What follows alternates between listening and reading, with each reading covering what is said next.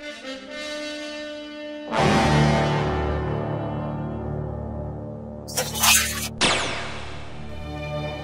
these times that our nation is beset in the midst of the stings of the rotten systems in society and government laden with events shrouded by monstrous corruption and greed, which sometime in the past I do not truly believe ever happening in our country, until after some movements in time, after the bitter experiences imparted to me by the leaders of Shell, and the reunion of those particular times, and likewise by the lower courts which became an avenue by which this case passed through, I came to a realization that the monster which I have mentioned is real and looks like moving closer to devour me. It is moving while the last sticks of my hope is coming to an end and zooming quick into oblivion, and the last nail for the coffin for which the truth and justice been laid to rest,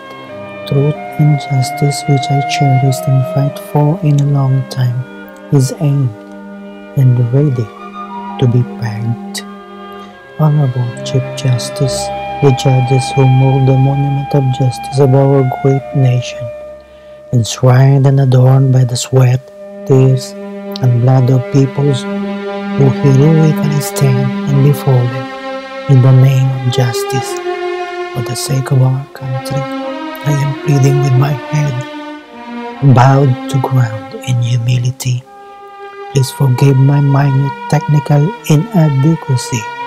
Instead, focus yourselves first on the struggle of my family to fight for my rights, then second, the truths which cause this petition to exist.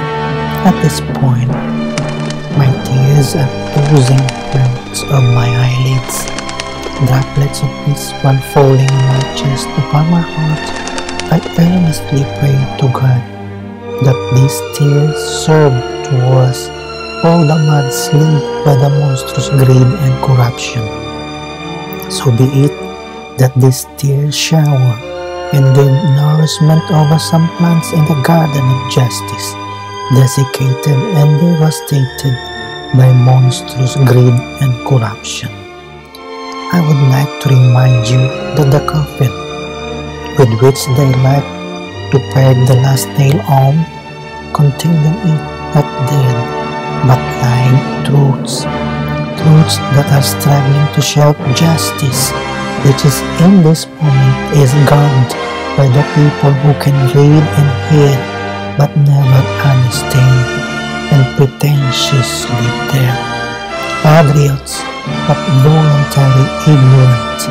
My plea, Your Honors, is let us save the truth.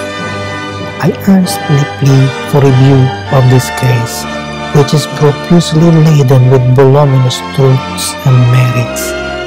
In closing, till Chief Justice, Honors, with all due respect, may I share to you words from the Holy Bible, John 8, verse 31 to 32. To the Jews who had believed him, Jesus said, "If you hold on to my teaching, you are really my disciples. Then you will know the truth, and the truth will set you free." The truth will set us free. We have no doubts about it. But if truth is the one guarded and tied, how can she set us free?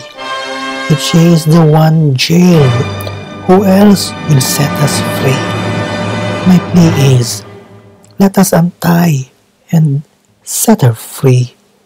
Let us save the truth. For me, for my family, for the pitiful employees of Shell, for the labor sector, for our beloved country, and for God Almighty.